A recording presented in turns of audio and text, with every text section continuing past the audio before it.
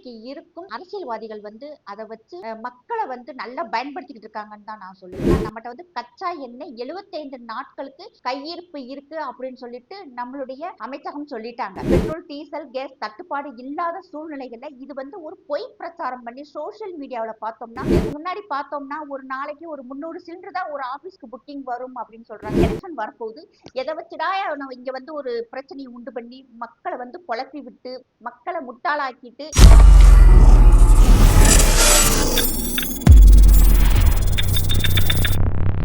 வந்தே மாதரம். சாமானியன் குரல் தேசியவாதிகளுக்கு எனது அன்பான வணக்கங்கள். ஈரான், இஸ்ரேல், அமெரிக்கா போர் நடந்துகிட்டு இருக்கு. இந்த சமயத்துல பார்த்தோம்னா பெட்ரோல் டீசல் கேஸ் இதுக்கு வந்து தட்டுப்பாடு வந்துருச்சு அப்படின்னு சொல்லிட்டு நம் இந்தியாவில் வந்து குறிப்பாக நம்முடைய தமிழ்நாட்டில் வந்து ஒரு பொய் பிரச்சாரம் வந்துகிட்டு இருக்கு. அதாவது வந்து பெட்ரோல் டீசல் கேஸ் வந்து தட்டுப்பாடு வந்துருச்சு, இனிமேல் வந்து நமக்கு கிடைக்காது. அதே மாதிரி பார்த்தோம்னா ஹோட்டல்கள் எல்லாமே வந்து இழுத்து மூடக்கூடிய சூழ்நிலைகள் இருக்கு அப்படின்னு சொல்லி சொன்னது மட்டும் இல்லாம டொமஸ்டிக் கேஸ் அதாவது வீட்டுக்கு பயன்படுத்தக்கூடிய கேஸ் சிலிண்டர்களுமே வந்து தட்டுப்பாடு வந்துருச்சுன்னு சொல்லி மக்கள்கிட்ட ஒரு பேனிக்கை உருவாக்கி அவங்களுக்கு வந்து ஒரு மன உளைச்சலை கொடுத்து இன்னைக்கு இருக்கும் அரசியல்வாதிகள் வந்து அதை வச்சு மக்களை வந்து நல்லா பயன்படுத்திக்கிட்டு இருக்காங்கன்னு தான் நான் சொல்லுவேன். அதாவது நம்ம ஒண்ணு புரிஞ்சுக்கணும், அங்க போர் நடந்துகிட்டு இருக்கு, இருந்தாலும் மற்ற நாடுகளை விட நம்ம நாட்டுல வந்து எந்த விதமான பிரச்சனையும் இல்லை. ஏன்னு கேட்டோம்னா நம்மகிட்ட வந்து கச்சா எண்ணெய் 75 நாட்களுக்கு கையிருப்பு இருக்கு அப்படின்னு சொல்லிட்டு நம்மளுடைய அமைச்சகம் சொல்லிட்டாங்க. அது மட்டும் இல்லாம இன்னைக்கு வந்து பார்த்தோம்னா ஈரான்ல இருந்து நமக்கு எந்த விதமான தடையும் இல்லாம எந்த விதமான பிரச்சனையும் இல்லாம ஹர்மூஸ் நீரிணை வந்து திறந்து விட்டுருக்காங்க.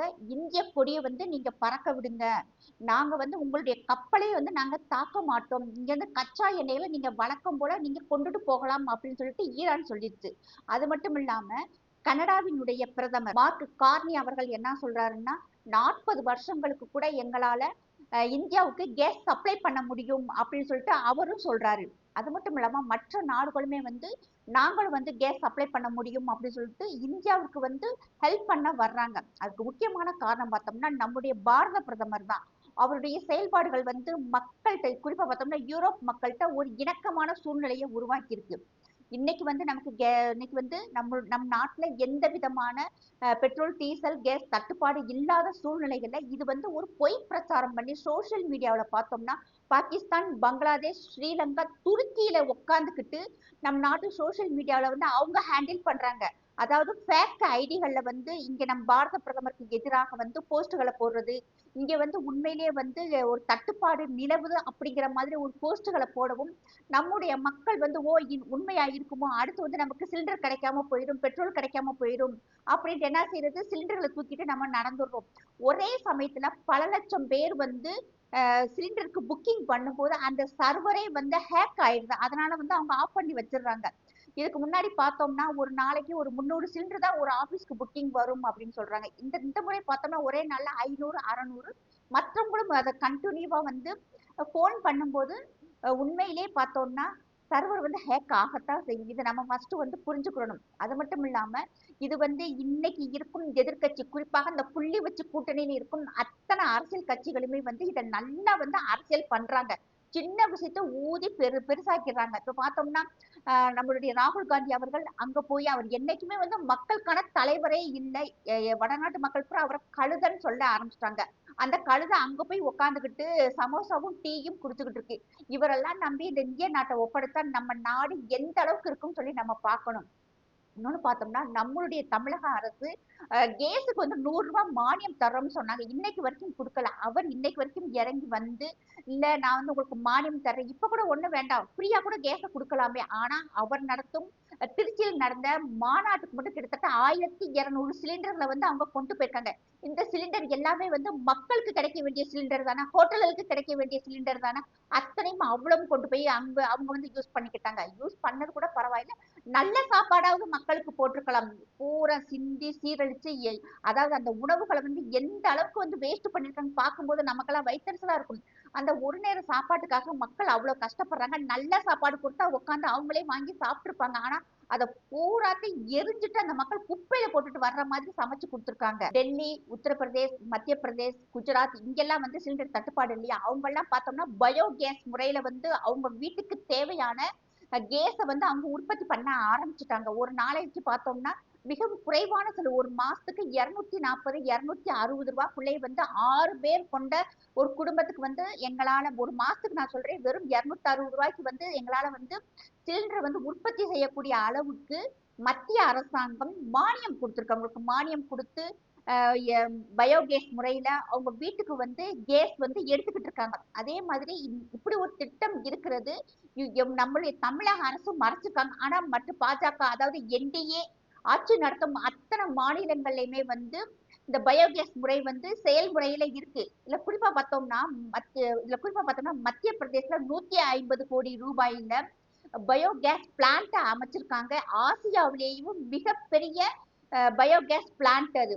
அது மட்டும் இல்லாம இன்னைக்கு உத்தரப்பிரதேசத்துல பார்த்தோம்னா இப்ப ஆசிக் அகமது, விகாஸ் துபே மாதிரி ஆட்கள் வந்து சாதாரண பொதுமக்கள்கிட்ட இடத்த அடிச்சு பிடிங்கிருப்பாங்க. இன்னைக்கு அந்த இடங்களை ஃபுல்லா கவர்மெண்ட் டேக் ஓவர் பண்ணி அதுல வீடு கட்டி கொடுக்குறாங்க. சாதாரண மக்களுக்கு வீடு கட்டி கொடுக்குறாங்க. அந்த மக்களுக்கு வீடு கட்டி கொடுக்கும்போது வீட்டுக்கு பின்னாடியே வந்து பயோகேஸ் முறையில அவங்களுக்கு வந்து சிலிண்டருக்கு உண்டான கேஸ்க்கு உண்டான அத்தனை வேலைகளையும் செஞ்சு கொடுத்துருக்காங்க. ஃப்ரீயாக வந்து கரண்ட், சோலார் பேனல்ல கரண்ட், பயோகேஸ் முறையில கேஸ் கிடைச்சிருக்கு அவங்களுக்கு. இது மாதிரியான அமைப்புகள் மற்ற என்டிஏ ஆட்சி நடத்தும் மாநிலங்கள், அது மட்டும் இல்லாம பாஜக ஆட்சி நடத்தும் மாநிலங்கள்ல இருக்கு. ஆனா இன்னைக்கு நம்ம தமிழகத்துல என்ன நடந்துகிட்டு இருக்கு தெரியுமா? இப்ப வந்து எலெக்ஷன் வரப்போகுது. எதை வச்சுடா நம்ம இங்க வந்து ஒரு பிரச்சனையை உண்டு பண்ணி மக்களை வந்து குழப்பி விட்டு மக்களை முட்டாளாக்கிட்டு இங்க வந்து நம்ம ஆட்சியை பிடிக்கணுங்கிறதுல இன்னைக்கு இருக்கும் அரசாங்கம் மிகவும் தீவிரமாக இருக்கு. இது பெரியார் மண்ணுன்னாங்க, எல்லாரும் வந்து பெரியாரே மண்ணுன்னு சொல்லிட்டோம். அது மட்டும் இல்லாம இது வந்து திராவிட மண்ணுன்னாங்க, இது திராவிட மண்ணுல இது வந்து தமிழர்களுக்கான மண்ணுன்னு சொல்லிட்டோம். ஹிந்தி ஹிந்தின்னு சொன்னாங்க. முதல்ல நீங்க நடத்துற ஸ்கூல்கள்ல ஹிந்தியே இல்லாம செய்யுங்க அப்படின்னு சொல்லிட்டு மக்கள் பேச ஆரம்பிச்சிட்டாங்க. என்னடா இங்க இவ்வளவு தெளிவாயிட்டாங்கிற ஒரு பயத்துல எதையாவது வச்சு அவங்களுக்கு அரசியல் பண்ணணும்.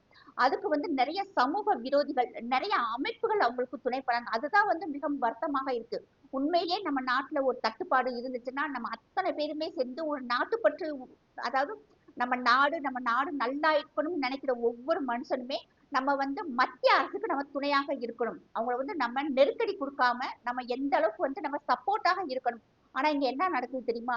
நம்முடைய பாரத பிரதமர் மேல இருக்கிற ஒரு காழ்ப்புணர்ச்சி, அந்த கோபத்தை வந்து வேறு விதமாக திருப்பி விடுறாங்க.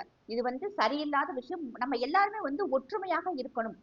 அதாவது இன்னைக்கு ஒரு இக்கட்டான சூழ்நிலை. நம்ம எப்படி இஸ்ரேல் வந்து அந்த நாட்டு மக்கள் அந்த அரசாங்கத்துக்கு துணையாக இருக்கிறாங்களோ அதே மாதிரி இங்க நம்ம இருக்கணும். ஆனா இங்க இருக்கும் அரசியல்வாதிகள் என்ன செய்யறாங்கன்னா அதை பத்தி கண்டுக்கிறதே இல்லை. எதையாவது வச்சு அரசியல் பண்ணுங்க, மக்கள்கிட்ட வந்து ஒரு பேனிக்கை உருவாக்கி அவங்கள வந்து ஒரு பதட்டம் அடைய செய்யறாங்க. ஏன்னா இன்னைக்கு நடந்துகிட்டு இருக்க நம்ம தமிழ்நாட்டுல பார்த்தோம்னா அவ்வளவு அட்டுழியங்கள் நடக்குது. ஒரு சின்ன குழந்தை, 2 வயசு குழந்தை, 8 வயசு குழந்தையில இருந்து 80 வயசு பாட்டி வரைக்கும் ரேப் பண்றாங்க. ஒரு அதாவது சொல்லவே முடியல. ஒரு டாய்லெட்டுக்கு போன குழந்தைய பாலியல் பலாத்காரம் பண்ணி கொண்டிருக்காங்க. டெய்லி பார்த்தோம்னா இப்படிப்பட்ட விஷயங்கள் வந்து நம்ம கேட்டுக்கிட்டே இருக்கோமா? இதையெல்லாம் வந்து மீடியாக்கள் வந்து வெளியே கொண்டு வரணும். ஆனா நம் தமிழக ஊடகங்கள் அதை பத்தி காட்டவே மாட்டேங்கிறாங்க. இன்னைக்கு வந்து சோசியல் மீடியான்னு ஒண்ணு இல்ல, இந்த யூடியூப்னு ஒண்ணு இல்லாட்டி எந்த விஷயமே வந்து மக்களுக்கு வெளியே தெரியாம போயிருக்கு. இந்த விஷயங்கள் பூரா வந்து மக்களுக்கு தெரியக்கூடாது அப்படிங்கறதுக்காகவே பார்த்தோம்னா ஒண்ணு விஜய், சங்கீதா அவங்கள பத்தி பேசுறது, இல்லாட்டி பார்த்தோம்னா தேவையில்லாம அந்த ஹிந்தியை மறுபடியும் கொண்டு வர்றது. இப்ப பார்த்தோம்னா அந்த கேஸ் தட்டுப்பாடு ஒண்ணு இருக்கு அப்படிங்கிற மாதிரி ஒரு தோற்றத்தை உண்டு பண்ணிட்டாங்க. கோவிட்க்கு அப்புறம் நிறைய நாடுகள் வந்து இருக்கிற இடம் தெரியாம போச்சு, அழிஞ்சு போச்சுன்னே சொல்லலாம். பாகிஸ்தானை பாருங்க, பங்களாதேஷ பாருங்க, ஸ்ரீலங்காவை பாருங்க. இன்னைக்கு நம்ம நாடு வந்து எந்த அளவுக்கு நம்ம மேல போய்கிட்டு இருக்கோம், பொருளாதாரத்திலும் சரி எல்லா விஷயத்திலுமே நம்ம நாடு மேல போய்கிட்டு இருக்கு. இது வந்து மற்ற நாடுகளுக்கு பிடிக்க மாட்டேங்குது. அதனால அவங்க நாட்டுல உட்காந்துக்கிட்டு நம்ம சோசியல் மீடியாவை அவங்க ஹேண்டில் பண்ணிக்கிட்டு இருக்காங்க. இந்த சமயத்துல இந்தியர்கள் அத்தனை பேருமே ஒற்றுமையாக இருக்கணும். பொய் செய்திகளை வந்து முறியடிக்கணும். இதுதான் வந்து நம்மளுடைய தலையாய கடமை. அத்தனை பேருமே போய் பார்டர்ல இருந்து சண்டை போடணுங்கிற அவசியம் இல்லை. இதுலயுமே நம்ம சண்டை போடலாம். இது வந்து பொய் பிரச்சாரத்தை நம்ம முறியடிக்கலாம். இப்ப இன்னொன்னு உங்களுக்கு என்ன வைத்தறிச்சல் ஆயிடுச்சு தெரியுமா? ஈரான் வந்து எந்த விதமான கண்டிஷன்ஸுமே இல்லாம இந்திய கப்பல்கள் வந்து போக வர இருக்கலாம் அப்படின்னு சொல்லிட்டாங்க. அது ஒண்ணு, என்னடா ஈரான்கார இப்படி இந்தியாவுக்கு மட்டும் இப்படி தனியாக சலுகை தந்துட்டாங்களேன்ட்டு. உலகத்துல 197 நாடுகள்ல இந்தியாவுக்கு மட்டும்தான் இந்த சலுகை. நீங்க இதுக்கு காரணம் வந்து இந்தியாவில இருந்து ஈரானுக்கு உணவுப் பொருட்கள் போகுது, மெடிசின்ஸ் போகுது, காட்டன் போகுது, ட்ரெஸ் இதெல்லாம் போறதுனால அவங்களுக்கு நம்மளுடைய தேவை அவங்களுக்கு இருக்கு. அவங்க வந்து நமக்கு இன்னைக்கு தேவையான கச்சா பொருட்களை இன்னைக்கு கொடுக்க ஆரம்பிச்சிருக்காங்க. இன்னொன்னு பார்த்தோம்னா கனடா பிரதமர் மார்க் கார்னி அவர்களும் சொல்லியிருக்காங்க. இதெல்லாம் பார்க்கும்போது இவங்களால தாங்க முடியல. கோபம், என்னடா இப்படி சொல்லிட்டாங்களேங்கிற கோபம், ஒரு ஆத்திரம், ஆதங்கம், அதை வந்து அவங்களால வெளிப்படுத்த முடியல. இப்படி எல்லாம் ஆயிருச்சே, மறுபடியும் மறுபடியும் வந்து பாரத பிரதமரை வந்து எல்லா நாடுகளும் வந்து இந்த அளவுக்கு தூக்கி வைக்கிறாங்க, இந்த அளவுக்கு மதிக்கிறாங்க அப்படின்னு சொல்லிட்டு அவங்களுக்கு ஒரு கோபம். மீண்டும் சொல்றேன், உலகின் விஸ்வகுரு தான் வந்து நம்முடைய பாரத பிரதமர். அவர் எல்லாம் பாத்துக்கிறவர். அதுக்கு காரணம் நம்ம வந்து இந்த சோசியல் மீடியாவில் ஹேண்டில் பண்ணும்போது பொய் பிரச்சாரம் நம்ப கூடாது. பொய் பிரச்சாரம் செய்யறவங்களை நம்ம சாத்துன்னு சாத்தணும். அவங்க யாருமே வந்து நம்மளை இந்தியர்களாக நம்ம நினைக்கணுங்கிற அவசியமே இல்லை. அவனை பாகிஸ்தான்காரனா, பங்களாதேஷ்காரனாகவும், துருக்கிக்காரனாகவும் தான் நம்ம நினைக்கணும். இதுதான் வந்து நம்ம அத்தனை பேருமே வந்து செய்யக்கூடிய ஒரு மிகப்பெரிய கடமை. இந்த பொறுப்பு நமக்கு ஒவ்வொருத்தவங்களுக்குமே இருக்கு. இன்னொன்னு, மீத்தேன் எடுக்கக்கூடாது, ஆனா கேஸ் வந்து 24 ஹவர்ஸ் வரணும். நெட் சீப்பா வந்து யூஸ் பண்ணணும், ஆனா வந்து அம்பானிக்கும் அதானிக்கும் வந்து நெட்வொர்க்கை நம்ம வாடகைக்கு ரிலீஸுக்கு கொடுக்க கூடாது. கூடங்குளம் அணு மின் நிலையம் இருக்கக்கூடாது, ஆனா கரண்ட் 24 ஹவர்ஸும் வரணும்.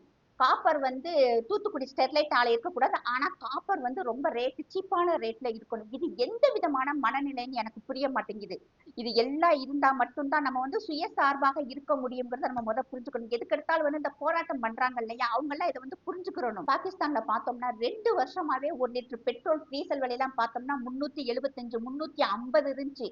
இன்னைக்கு பார்த்தோம்னா கிட்டத்தட்ட 15 நாட்களுக்கு school, bank, government offices, colleges எல்லாமே வந்து க்ளோஸ் பண்ணிருங்க, எங்களால வந்து உங்களுக்கு எதுவுமே செய்ய முடியாதுன்னு சொல்லிட்டு பக்கத்துல இருக்க நாடு சொல்லிருக்கு. ஆனா நமக்கு இன்னைக்கு வரைக்கும் நம்மளுடைய மத்திய அரசு எந்த விதமான ஒரு நெகட்டிவான ஒரு வார்த்தை சொல்லவே இல்லை. அவங்க சொல்றது எல்லாமே பார்த்தோம்னா நமக்கு எந்த தட்டுப்பாடும் இல்லை. நம்மகிட்ட கச்சா எண்ணெய் கையிருப்பு அப்படின்னு சொல்லியிருக்காங்க. அது மட்டும் இல்லாம இன்னைக்கு எண்ணெய் நிறுவனங்களுமே வந்து இந்தியன் ஆயில் கார்பரேஷன் லிமிடெட் அவங்க அவங்க சொல்லியிருக்காங்க, பிபிசிஎல் சொல்லியிருக்காங்க, எண்ணெய் கையிருப்பு நம்மகிட்ட இருக்கு, அதனால யாரும் வந்து பயப்பட வேண்டாம், பொய் பிரச்சாரங்களை நம்ப வேண்டாம் அப்படின்னு சொல்லியிருக்காங்க. டிஆர்பி ராஜா அவர்கள் சொல்லியிருக்காங்க, ஈரான் இஸ்ரேல் போரவே வந்து எதிர்க்கும் துணிவு வந்து நம்மளுடைய முதல்வருக்கு இருக்கு அப்படின்னு சொல்லியிருக்காங்க. நான் என்ன சொல்றேன், நீங்க போற கூட நீங்க எதுவும் நிறுத்த வேண்டாம், எங்களுக்கு கொடுக்க வேண்டிய மானியத்தை ஒரு 400 ரூபாயை சேர்த்து கொடுங்க, அது போதும்.